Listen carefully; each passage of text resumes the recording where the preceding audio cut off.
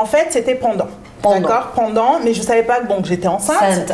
Mais effectivement, dès que j'ai su que j'étais enceinte, j'étais déjà sur le chemin du départ. Voilà, j'étais ciao.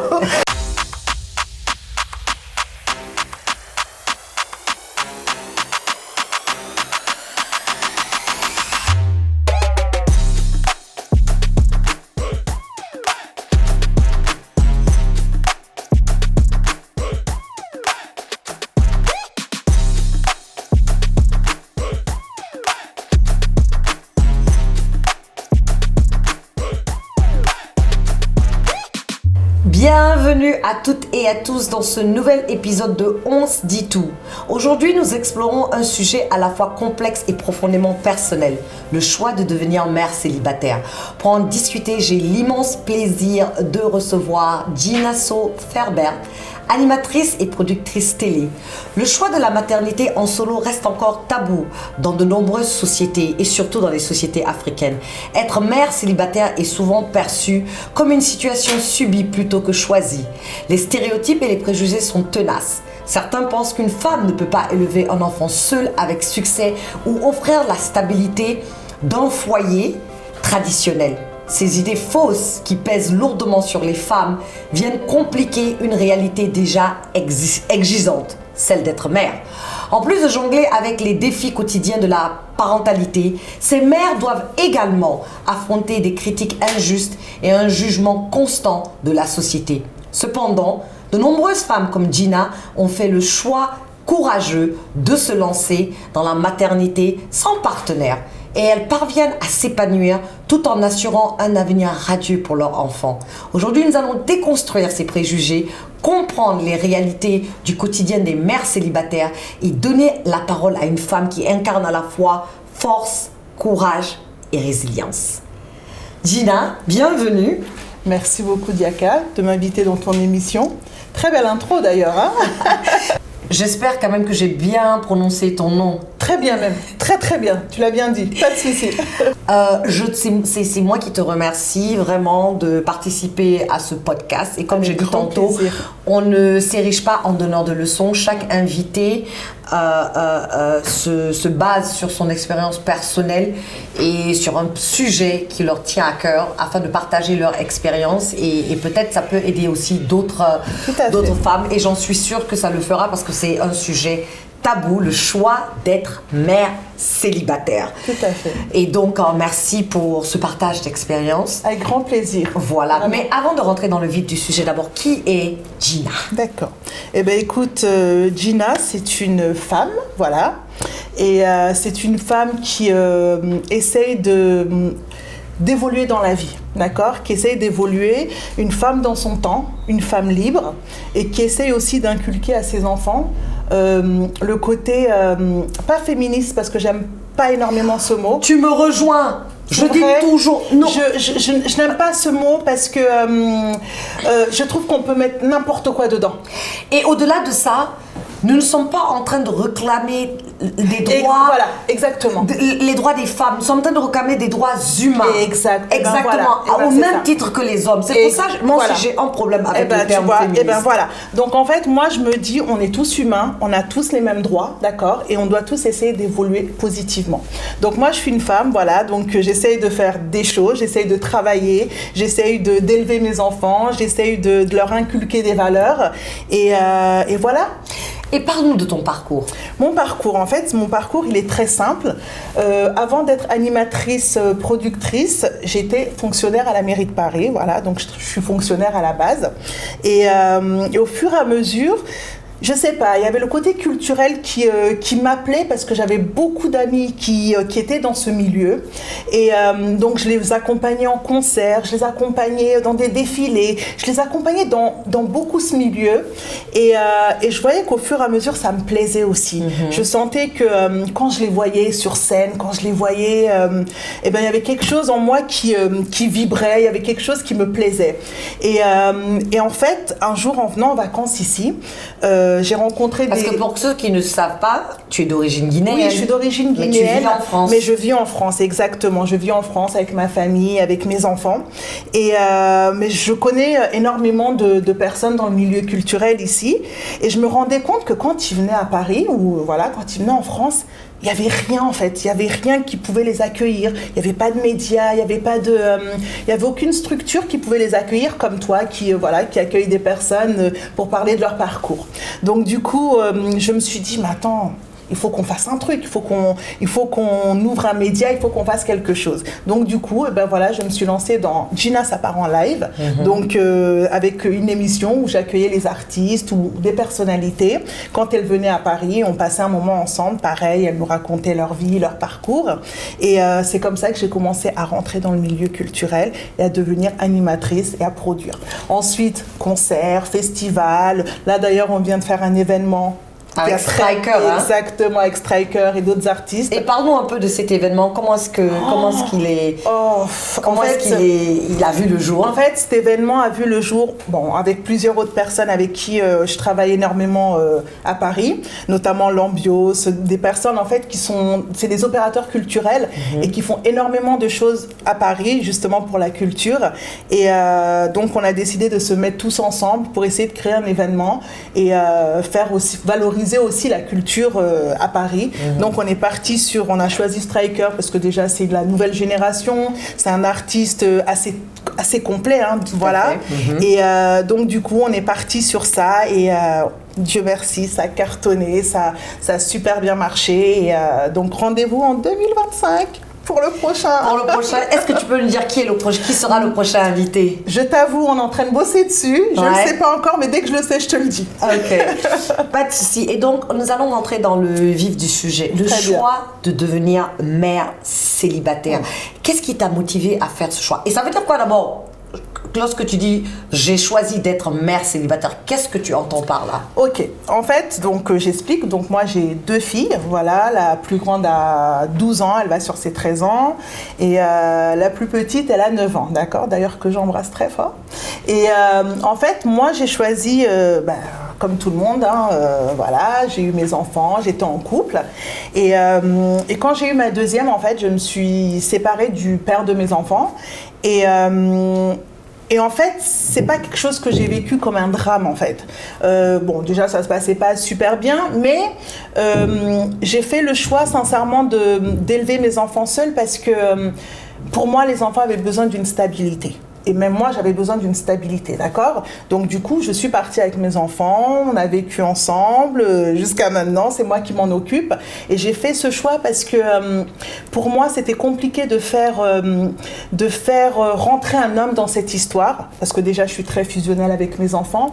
Mais j'avais l'impression que si je faisais rentrer une tierce personne, on risquait de ne pas avoir peut-être les mêmes valeurs, les mêmes expériences de vie, les mêmes visions. Et j'avais peur en fait que ça perturbe mes enfants. Mais au-delà de ça, moi j'ai trouvé aussi quelque chose qui me donnait beaucoup de plaisir aussi, tu vois. Donc, si je comprends bien, tu étais en couple. J'étais en couple, exactement. Donc, tu as eu les enfants, tu étais en couple. J'ai eu ma première fille. Tu étais en couple. J'étais en couple. Ensuite, je suis tombée enceinte toujours de la même personne. Okay. Et je me suis séparée pendant ma grossesse. D'accord. Voilà, je me suis séparée. Ah oui, j'ai pas été claire. Effectivement, voilà. Je me suis séparée pendant ma deuxième grossesse avec le père de mes 2 filles. Et donc, j'ai fait le choix, effectivement, il n'y avait même pas à discuter. Je partais avec mes 2 filles. D'accord. Et comme tu te doutes bien, il y a ses avantages et il y a ses inconvénients. Mais à l'époque, donc tu es là, tu es enceinte. Tu étais enceinte de combien de mois quand tu as décidé de partir? Tout de suite. Tout de suite, ouais. Donc, dès que j'ai su que j'étais enceinte, en fait, on se séparait. Voilà. Waouh. Donc, tu as su que tu étais enceinte. Ouais. Et donc, quelle a été tes principales considérations lorsque tu prenais cette décision? Parce que dans plusieurs cas, et j'ai eu des invités dans ce podcast, nous avons parlé du mariage et du divorce. Ouais. Beaucoup se disent que non, on reste pour les enfants. Tu as raison, effectivement, parce que déjà dès la première, je suis restée pour la première, d'accord? Et ça, c'est un très mauvais choix, sincèrement, je vous le dis, parce qu'on se dit que ayant un enfant, il faut qu'il y ait papa et maman, d'accord? C'est la base, c'est ce qu'on nous apprend, c'est ce que la société c'est ce nous que dit. la société nous dit, effectivement. Mais en fait, c'est un très mauvais calcul parce que l'enfant, en fait, se retrouve dans une ambiance qui n'est pas saine pour elle, Toxique. d'accord? Qui est très toxique. Parce que tu as deux parents qui ne s'entendent pas, d'accord? Et l'enfant est en train de jongler là-dedans. Donc, effectivement, Et je dis toujours aux gens, les enfants, non seulement, c'est comme des éponges, ils absorbent et puis ils n'oublient pas. Exactement. Et tu leur apprends que c'est ça le mariage, c'est ça l'amour, c'est ça la vie de couple. Exactement. Et moi, dès le départ, je savais que je voulais être claire avec mes enfants. Je savais que si j'avais des enfants dans la vie, eh ben, déjà, il y aurait la confiance, mais en même temps, je leur dirais les choses, clairement, tu vois. Et donc là, parce que je veux vraiment qu'on établisse bien la genèse des choses. Ouais, dis-moi. Donc, tu es restée, après la première grossesse, tu t'es dit, ok, je vais rester pour mon enfant. Pour ma fille, exactement. Pour ma fille, et donc tu tombes enceinte. Voilà, exactement. Et immédiatement, et là, en fait, tu avais décidé de partir là, avant ou après. En fait, c'était pendant. D'accord, pendant, mais je savais pas que j'étais enceinte. Mais effectivement, dès que j'ai su que j'étais enceinte, j'étais déjà sur le chemin du départ. Voilà, j'étais déjà dessus en fait. Donc c'était très clair. En fait, moi, c'était très très clair. Et comme je te dis, la chance que j'ai eue, c'est que je l'ai pas vécu comme quelque chose de douloureux. Et quand tu dis mère célibataire, ça veut dire que quoi? Tu as coupé tous les ponts avec le père de tes enfants? Pas du tout, pas du tout. En fait, quand je dis mère célibataire, c'est qu'en fait, dans mon foyer, tant que mes filles étaient petites, tu vois, bon, elles sont grandes, mais il n'y a toujours pas d'homme dans mon foyer, bon, même si j'ai quelqu'un, mais il n'y a toujours pas d'homme dans mon foyer, d'accord? Parce que c'est un choix que j'ai fait. Parce que moi, je voulais que quand je suis chez moi, quand je rentre chez moi, c'est mon foyer avec mes filles. D'accord. Donc après, comme je te dis, bien sûr, on est des êtres humains, on rencontre des gens, mais les personnes avec qui j'ai été, je les ai jamais présentées à mes enfants, d'accord. C'est pas des personnes que j'ai fait rentrer dans ma vie, parce que déjà, je voulais être sûre déjà, et surtout, je voulais pas que mes filles c'est pas que je voulais les traumatiser ou autre, mais je voulais que déjà être sûre de mon histoire avant qu'elles rencontrent la personne avec qui je voudrais construire de nouveau.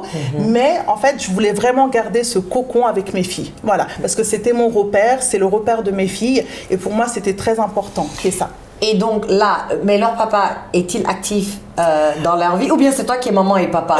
Je vais pas te mentir, j'ai été très très longtemps papa et maman. Et je sais pas si tu as eu l'occasion de parler de ça avec d'autres invités. Tu sais, la charge mentale qu'on a nous en tant que femmes. Déjà en tant que femme seule, entre guillemets, il y a une énorme charge mentale. Mais moi, le truc, c'est qu'effectivement, je faisais papa, maman, d'accord. Et ça m'a épuisée, ça m'a rendue malade. Mais je tenais grâce à mes filles, d'accord? Parce que je me disais, elles n'ont rien demandé. C'est moi qui fais le choix aussi d'élever mes enfants. Et effectivement, c'est un choix que j'ai fait, d'accord? Avec tous les inconvénients. Mais à côté de ça, quand je calculais les inconvénients, je trouvais beaucoup plus d'avantages. Tu vois. Et donc, parlons des défis. Les défis, ouais.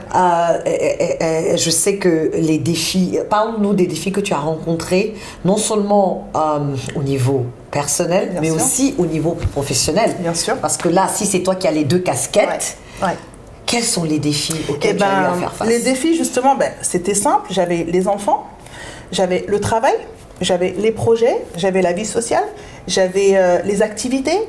Donc, je ne sais pas si tu t'imagines tout ce qu'il fallait que je fasse. Non, je ne peux pas imaginer. Pour que justement j'ai ma vie, pour que mes filles aient leur vie. Et à côté de ça, on puisse être en harmonie dans tout ça, d'accord? Donc, c'est simple. Je vais te donner un exemple de journée type, d'accord? Donc, le matin, tu amènes la petite à la crèche, ok? Ensuite, une fois que tu as déposé la poussette, la crèche, tu as déposé la petite, tu vas à l'école, déposer la plus grande à l'école maternelle. Donc, tu remontes les 5 minutes, tu déposes l'autre fille. Ensuite, tu vas au travail. Tu essayes de trouver un travail où tu commences à 9h à peu près. Ensuite, toute la journée, tu travailles. Le soir, 18h, tu vas récupérer celle qui est à l'école, parce que l'école finit à 18h en France, d'accord? Et ensuite, tu recours chercher ta fille, la petite qui est à la crèche. En fait, voilà, tu es chez toi, il est à peu près 19h et quelques, d'accord? Le bain, parce que voilà, elles sont petites, donc il faut les laver, le manger, le repas, les courses, le ménage, voilà. Et donc ça, c'est quand elles sont petites, d'accord? Donc après, quand elles sont plus grandes et que les deux, par exemple, sont à l'école, il y a les activités. Oui. Donc après, à 4h30, 5h30, 6h, il faut que tu en amènes une à son cours de danse, parce que mes filles ont fait de la danse, de la musique, tout ce que tu veux. Donc tu cours, tu prends des nounous, tu prends des babysitters, bref. Et il n'y a pas de week-end, il n'y a pas de dimanche, il n'y a pas de... Et moi, malheureusement, je te jure, ça c'est un truc que je vais te raconter. Mes copines qui ont des enfants et qui me disent « Moi, mes enfants font des nuits. Moi, mes filles n'ont jamais fait de nuit entière. » D'accord? Donc, toutes les nuits, elles se réveillaient. Et le lendemain, il fallait que je me lève pour aller au travail. Je me réveillais 4-5 fois dans la nuit. D'accord? Il n'y a que maintenant, depuis quoi? Allez, on va dire depuis 1 an, 2 ans, que j'arrive à dormir toute une nuit sans me réveiller. Donc, imagine la galère. Waouh! Non, comme tu dis, c'est le choix d'être un mère célibataire. Ouais. Parlons des stéréotypes et des préjugés. Quelles sont les idées reçues que tu as le plus rencontrées en tant que mère célibataire? Écoute, sincèrement, j'ai eu beaucoup de chance. Je vais pas te mentir, j'ai eu énormément de chance parce que j'ai jamais entendu de jugement. En tout cas, devant moi, on m'a pas critiqué. Non, mais sérieusement, sinon, les stéréotypes sont... c'est pas une femme... Parce que on a souvent dans notre société africaine cette notion de la femme parfaite, la bonne femme, c'est celle qui est mariée, qui est avec le père de ses enfants, voilà. et qui vit cette relation de couple, qui a cette présence masculine dans sa vie. C'est pour ça que je te dis, devant moi, j'ai eu beaucoup de chance parce qu'on m'a jamais fait de reproches, on m'a jamais dit quoi que ce soit. Au contraire, j'ai toujours eu que des éloges, que j'étais une bonne maman, que je m'occupais bien des enfants. Mais je me doute bien, effectivement, que dans la famille, il y a dû y avoir des choses parce que ça fait quand même 10 ans que je m'occupe de mes enfants, tu vois. Parlons de famille. Quelle a été la réaction de ta famille lorsque tu leur as annoncé que tu te séparais et que tu étais enceinte et que tu avais décidé de faire ça toi seule? Ok. En fait, il y avait les deux côtés. Il y avait ceux qui étaient, enfin, il était temps. Et il y avait l'autre côté, non, tu peux pas. Et toujours à cause des enfants. Et toujours dans le sens où, non, tu peux pas te retrouver seule avec des enfants. Tu vois. Donc j'avais le côté où on m'encourageait à le faire parce que justement on voyait que j'étais malheureuse dans mon couple. On voyait que ma fille, elle était au milieu de tout ça. On voyait qu'il y avait des disputes, il y avait tout le temps, il fallait appeler la famille, il y a ça qui allait pas. Et de l'autre côté, on me disait, il faut le faire. Il faut partir parce que là, à un moment donné, t'as qu'une vie, il faut le faire quoi. Mais à la longue, ils ont commencé à trouver ça un peu long quand même, que je sois toute seule. Mais moi, je trouvais mon plaisir là-dedans, tu vois. Je trouvais mon plaisir. Et je te dis, par exemple, quelle était la réaction de ta mère? Parce que souvent... Elle était mitigée. Voilà, parce que souvent, c'est ce que je dis aux invités que je reçois ici. La génération de nos parents, c'est pas la même génération que nous. Et aujourd'hui, à l'ère du numérique, du développement personnel même de la femme, des ambitions que nous avons toutes aujourd'hui en tant que femmes, il y a des choses que nous ne tolérerons plus. Exactement. Comparé à nos mamans. Tout à fait. Donc, quelle a été... Mais tu sais, nos mères, en fait, elles n'avaient pas le choix. Elles n'avaient pas le choix, elles se mariaient et basta. Ce qui se passait dans le foyer, ça se passait dans le foyer, quoi, tu vois. Moi, c'est vrai qu'au début, elle n'était pas très... c'était un peu compliqué quand même, tu vois. Surtout que là, j'allais me retrouver seule avec 2 enfants. En Europe, c'est pas la même chose que ici, parce que ici, disons que... Tu as quand même de l'aide. T'as de l'aide ici, tu vois. Là-bas, t'es dans un appartement. Qu'est-ce qui va venir t'aider, quoi, tu vois. Et donc, au début, ça va être compliqué. Et au-delà même de l'aspect même difficulté, mais il y a aussi le regard de la société. Le regard de la société, Parce que on est souvent victime du regard de la société. Et elle, et comme toutes les mamans africaines d'ailleurs, qu'est-ce que ma soeur va dire de ma fille, ma cousine, ou bien les enfants de ma soeur ou de mon frère, qu'est-ce que la famille va dire, qu'est-ce que la famille va dire, parce que c'est des fois aussi c'est même une réflexion de l'éducation que elles ont apporté à leurs enfants. Et tu sais, même souvent c'est en fait c'est pas par exemple ta mère ou ton père, souvent même c'est la famille, tu vois, c'est la famille qui vient pousser le truc. Ouais, tu devrais pas la laisser continuer à faire ça, tu devrais au fait tu devrais l'encourager à retrouver quelqu'un, elle peut pas rester comme ça. Des fois même les parents comprennent parce que justement ils ont vécu ça. Donc eux ils comprennent que on est dans un moment où nous aussi, on doit faire nos propres choix. Mais c'est la famille. C'est la famille qui pousse. Non, non, non, tu dois lui parler. Il faut qu'elle retrouve quelqu'un. Bon, après, moi, je suis un peu têtue, quoi, tu vois. Donc, on peut on va dire, voilà, quand tu envoies tes enfants à l'extérieur, c'est ça le résultat. Non, parce qu'il y a beaucoup d'aspects culturels et même religieux qui rentrent en jeu. C'est vrai. Et donc, nous sommes dans des sociétés patriarcales, là où, malheureusement pour nous, et nous essayons de lutter contre ça, les femmes sont souvent cloîtrées dans des rôles. Exactement. Et que la société ne veut pas voir évoluer. Exactement. Tu vois. On est dans un rôle, on ne doit pas en sortir et surtout on n'a rien à dire en fait. Mais comme tu disais tout à l'heure, tu sais, on est dans une période, on est dans une ère où maintenant on ne peut plus accepter des choses. Tu vois, on est des femmes, on a des postes à responsabilité, on a des projets. Maintenant, la famille, c'est plus un frein pour nous. Tu vois, au contraire. Et moi, je sais, c'est ce que j'inculque à mes filles, c'est qu'effectivement, on doit aller de l'avant, tu vois. Bien sûr qu'il faut savoir ce qui se passe, parce que c'est notre histoire, c'est nos valeurs, c'est nos coutumes, mais let's go, c'est notre vie, il faut qu'on y aille, quoi, tu vois. C'est notre vie. Et donc, lorsque certains qui affirment qu'une mère célibataire ne peut jamais offrir la même stabilité qu'un couple traditionnel, qu'est-ce que tu réponds à cela ? Je réponds qu'il y a du vrai et pas du vrai. Après, c'est vrai que l'idéal, disons-nous la vérité, hein, Diaka, l'idéal, c'est papa et maman. Ça, c'est vrai. D'ailleurs, c'est ce qu'on souhaite à nos enfants. On souhaite effectivement qu'il y ait papa, qu'il y ait maman, quoi. Mais voilà, c'est la vie d'aujourd'hui qui fait que il y a énormément de choses qui ont évolué et que maintenant, c'est pas grave aussi. Si papa, maman, ça marche pas, c'est pas grave, quoi, tu vois. Mais après, c'est important aussi d'essayer de faire tenir la chose. Mais si ça ne marche pas, on passe à autre chose, quoi. Et aujourd'hui, tes filles, penses-tu qu'elles ont... que tu leur donnes cette stabilité, que le fait que tu sois mère célibataire ne nuit pas à leur développement? Eh bien, j'espère que non. C'est une très bonne question. J'espère que non. Comme je te disais, au début, je faisais le rôle de papa et maman. Après, quand on m'a expliqué qu'à un moment donné, stop, ça suffit. Déjà, ton rôle de maman, ça suffit. Parce qu'en fait, t'es la maman, t'es pas le papa. Tes filles comprendront aussi, tu vois. Les filles comprendront que, voilà, t'es une mère, tu fais comme tu peux, tu fais comme tu le sens, en fait, quoi, tu vois.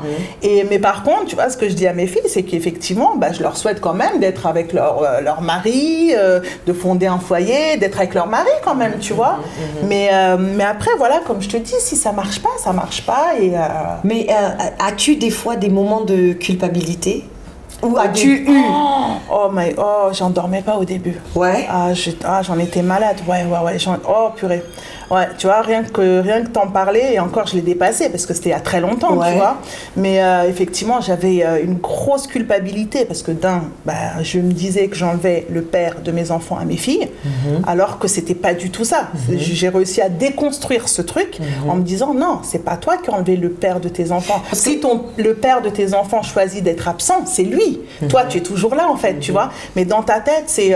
Parce que c'est souvent difficile en tant que femme, et encore une fois, la société nous fait porter ce poids. On se remet tellement en cause, on se sent tellement coupable parce que tu te dis peut-être j'aurais pu essayer une énième chose, peut-être j'aurais pu faire. Mais t'essayes au début, attention, tu pars pas au premier coup, non, t'as essayé 1 an, 2 ans, 3 ans, 4 ans quand même, tu vois. Mais après, c'est vrai que la culpabilité, tous les soirs, j'en dormais pas, je te promets, j'en pleurais, j'en dormais pas, parce que je me disais, mes pauvres filles. Voilà, qu'est-ce qui te faisait le plus mal dans le choix que tu as fait? Ce qui me faisait le plus mal, c'est que le voyais plus tous les jours. Tu vois, elle le voyait plus tous les jours. Et c'est des filles. Et en plus, surtout qu'au début, il s'occupait beaucoup de ses enfants, tu vois. Mais après aussi, il aurait pu continuer. Mais là, c'était son choix à lui, tu vois. Mais non, c'était dur pour mes filles. Et en fait, je me suis rendu compte que la culpabilité faisait que, en fait, mes filles ressentaient que j'étais pas bien. Donc, il a fallu que j'arrête ça, en fait. Tu vois, il a fallu que j'arrête cette culpabilité et leur montrer que, en fait, on avance, quoi. Tu vois. Et ça a été très difficile. Mais tu sais aussi, la culpabilité reste, mais elle se transforme en une autre sorte de culpabilité. Là, c'était la culpabilité d'enlever leur père dans leur quotidien par le fait que tu sois partie. Mais là, maintenant, tu es une maman très active, tu travailles, tu as un travail si tu veux. Tu sais, elles me suivent aussi dans mes projets. Voilà, c'est ce que quand je fais mes trucs, mes émissions, mes trucs, elles me suivent aussi. Oui, mais elles adorent d'ailleurs. Ouais, mais elles peuvent pas te suivre. Elles ne peuvent pas te suivre partout. Parce que surtout lorsque tu es en mode prod. Oui, non, mais par exemple, tu vois, quand je fais des concerts, des trucs comme ça, des fois elles ont envie de venir, quand il y a des répètes, tout, elles viennent, tu vois. Voilà, je veux dire, elles aiment voir aussi ce que je fais. Là, par exemple, je suis là avec toi, elles sont à Paris, elles m'appellent tous les jours. Alors, ça s'est bien passé, t'as vu tout à l'heure? Voilà. Ça s'est bien passé. Exactement, mais ça, des fois, parce que là maintenant, par exemple, quand tu es amené à voyager pour faire tes productions, tu es obligé de les laisser derrière. Bien sûr, je suis obligée. Donc ça aussi, tu te sens des fois coupable et tu les laisses derrière avec qui? Avec les parents. Les parents. Pas leur papa, leur grand-mère, les parents. Exactement. Et là, elles sont avec leur grand-mère. Tu vois un peu ce que je veux te dire. Et donc là, te sens-tu aussi... non, là, c'est plus la même culpabilité. Mais c'est une sorte... Et c'est une culpabilité, certes, parce qu'on est maman, parce qu'on a l'habitude de voir nos enfants tous les jours, tout ça.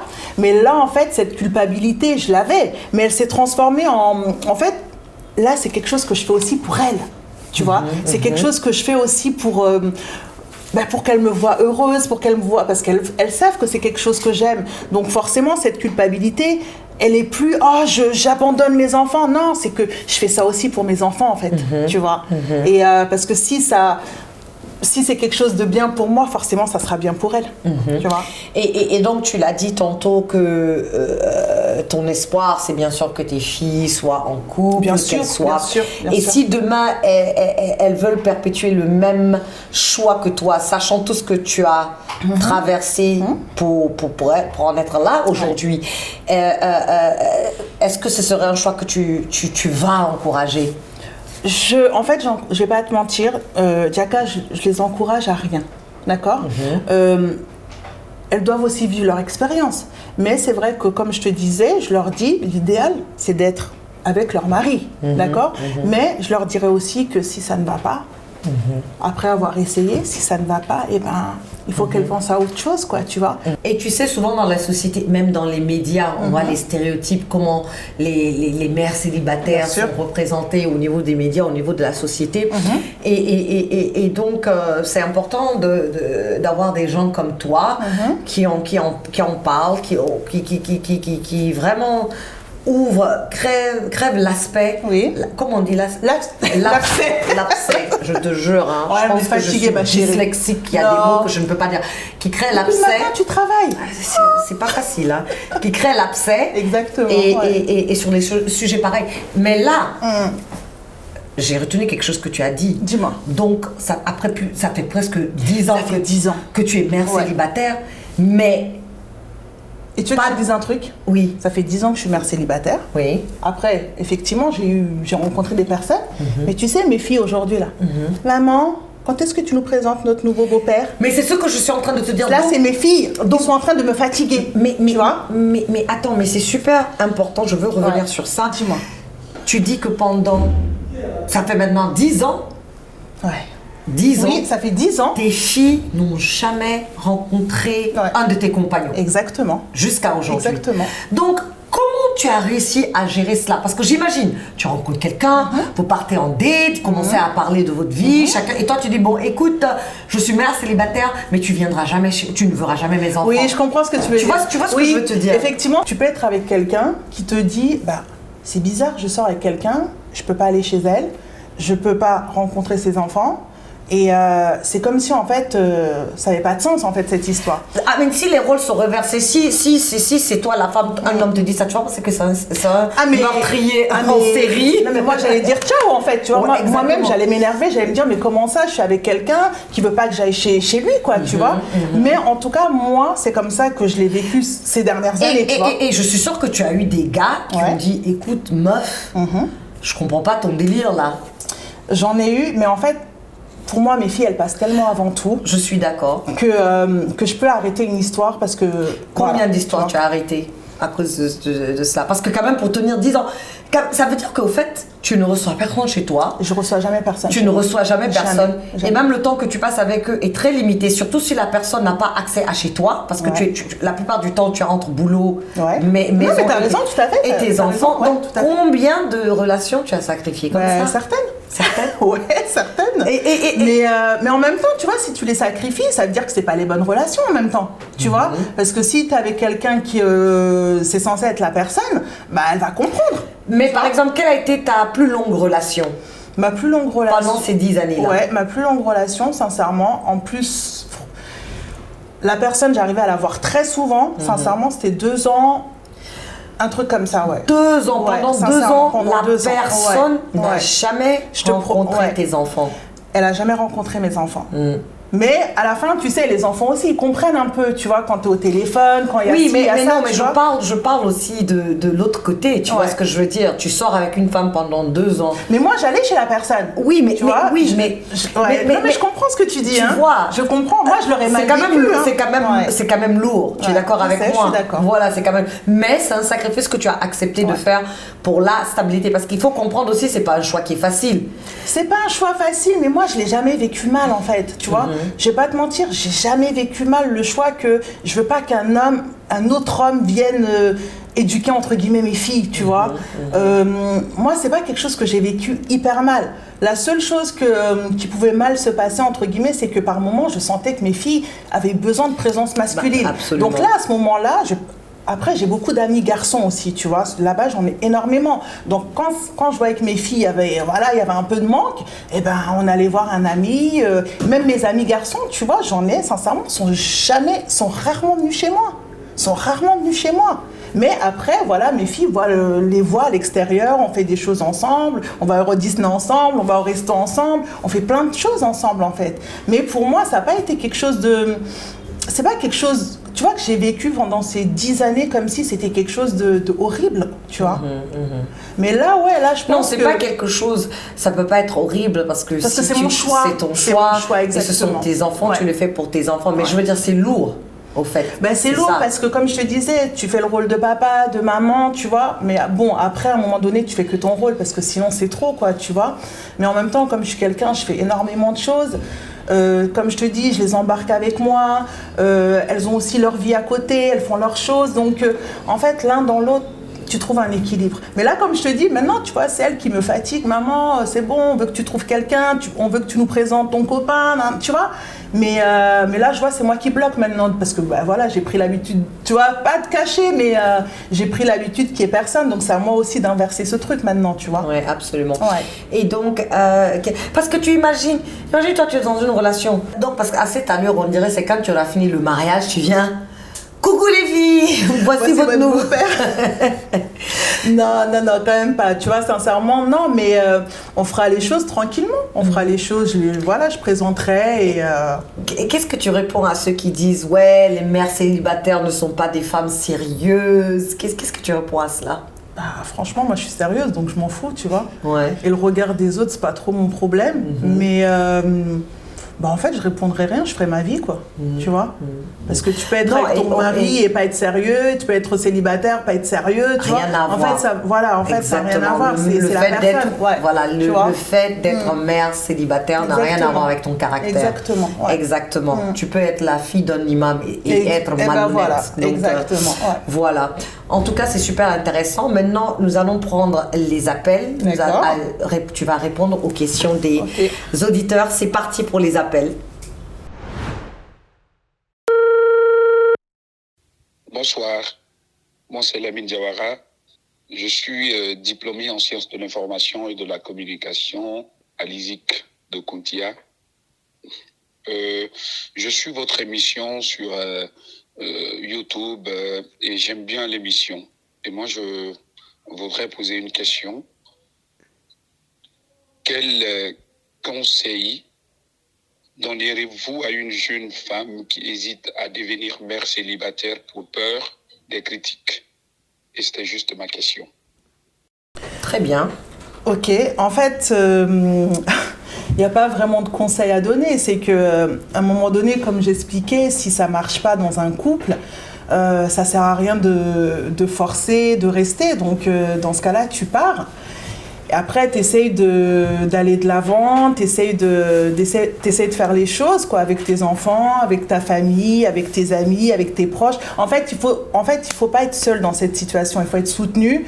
Moi, j'ai beaucoup de chance parce que voilà, j'ai des amis, j'ai la famille qui est là. Si j'ai besoin que mes enfants soient gardés ou autres, ben... Voilà, en fait, je peux prendre du temps aussi pour moi. Et c'est ça qui est important, en fait, quand tu es mère célibataire, c'est que tu dois aussi pouvoir prendre du temps pour pouvoir faire des choses. Parce que sinon, c'est du non-stop et tu t'en sors plus, quoi. Voilà, c'est juste, voilà, il faut être entouré, il faut pouvoir parler aux gens, il faut pouvoir aussi leur dire que, voilà, je suis fatiguée, j'ai envie de faire autre chose, j'ai pas envie de voir mes enfants, est-ce que tu peux les prendre, est-ce que si et voilà, quoi. C'est tout simplement ça. Mais honnêtement, c'est pas la fin du monde. Moi, c'est un choix que j'ai fait et honnêtement, je le regrette pas du tout.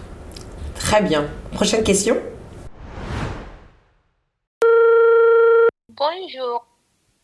J'espère que vous portez bien. De mon côté, je vais hyper bien, alhamdoulilah. Je suis Aïcha et j'ai une question à vous poser. Ma question est la suivante. Quelles sont les ressources ou réseaux de soutien qui vous ont aidé dans votre parcours de mère célibataire? Merci, c'était la question.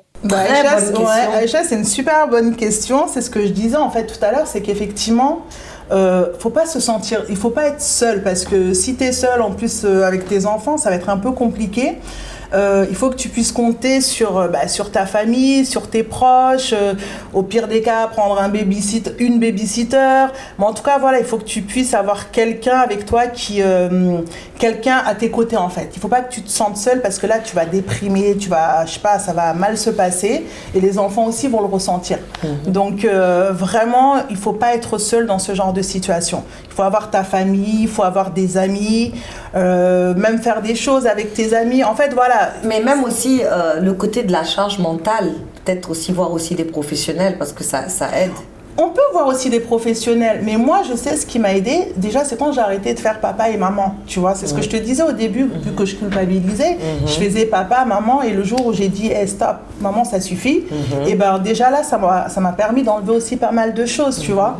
Mais vraiment, les ressources, c'est, moi je dirais, c'est pas être seul en fait, tu vois. Okay. C'est pas être seul, c'est avoir des amis, c'est vraiment avoir un entourage sur qui tu peux compter, qui peut en fait te soutenir, tout simplement. Très bien. Voilà. Dernière question. Je m'appelle Binta Diallo, j'appelle depuis le Canada. J'ai l'habitude de suivre vos émissions, c'est vraiment intéressant et le thème d'aujourd'hui, ça m'intéresse. J'ai une question pour vous concernant le thème d'aujourd'hui. Comment parler à son enfant de la situation de famille monoparentale sans qu'il se sente différent ou exclu? Ça, c'est vrai. Est-ce que tu as eu des moments là où tes filles sont venues, mais par exemple, quand on convoque les parents à l'école, c'est toi seul qui viens, ou bien, je sais pas moi, est-ce que tu as eu ces moments là où tu dois justement expliquer la situation? Ça, je le vis tout le temps en fait, parce que par exemple à l'école, c'est moi qui vais aux réunions, c'est moi qui fais les inscriptions, tout ça. Donc effectivement, c'est moi qui vais chercher mes enfants, parce que ça, c'est un point d'honneur pour moi, de les amener à l'école et d'aller les chercher. Bon, maintenant la grande elle est au collège, donc elle y va toute seule. Mais effectivement, oui, en fait, c'est mes filles, je sais que par moment, justement, elles me disaient, mais mes copines, elles me demandent, mais il est où papa, il est où papa? Donc je sais que mes filles, elles ont vécu ce truc, tu vois. Et donc par moment, ça leur envoyait un truc un peu négatif. Mais en même temps, c'est leur histoire. C'est leur histoire que... Et comment tu pallies à cela? En fait, déjà, tu discutes avec elles, tu vois. Elles sont au courant de la situation vu qu'elles le vivent. Mais... en fait, il n'y a pas non plus grand-chose à faire dans ce cas de situation. Attention, parce qu'à l'école, tu ne peux pas remplacer papa, c'est toi qui vas, tu vois. Donc, je sais que par moments, quand ça les saoulait, elle disait, oui, bah, mon papa, il a voyagé, il est à l'étranger, quoi, tu vois. Mais sinon, dans l'ensemble, bah, ouais, c'est moi qu'on voyait à l'école, donc... c'est vrai que c'était un peu... Voilà, il y a des... c'est ce que je te disais, en fait. Il y a certains inconvénients aussi, quoi, tu vois. Il y a certains côtés où tu peux pas faire la place du papa, tu vois. Absolument, Ouais. absolument. Mais écoute, c'est un échange très intéressant et c'est ce genre d'échange qu'on devons justement continuer à avoir dans la société parce que c'est important de briser ces stéréotypes, ces préjugés. Franchement, je t'ai vu à l'œuvre entre tes tournages, tu es toujours là au téléphone avec tes filles, tu es une maman exceptionnelle. Donc, merci, bravo à toi parce que même en temps normal, être mère, c'est difficile. C'est difficile. Ouais, donc, difficile. surtout maintenant quand il y a des circonstances exténuantes, là où tu es mère célibataire. T'as vu comment elle me fatiguée, là, à m'appeler?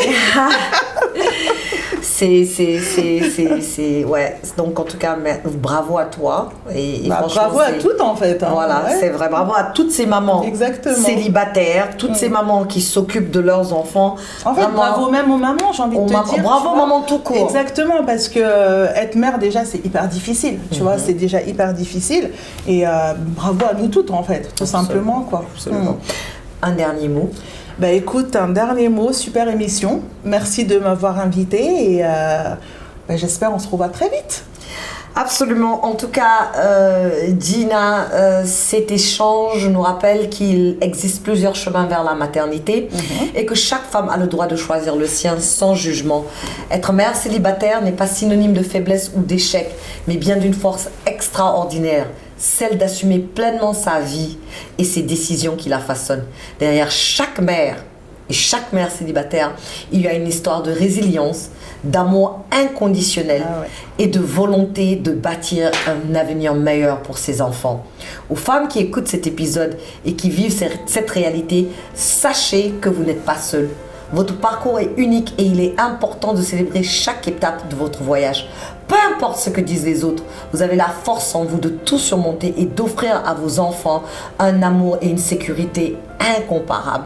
Continuez à croire en vous, à défier les attentes et les stéréotypes et à construire votre propre version du bonheur. Comme vous l'avez vu, Gina est une femme heureuse, une maman comblée. Épanouie.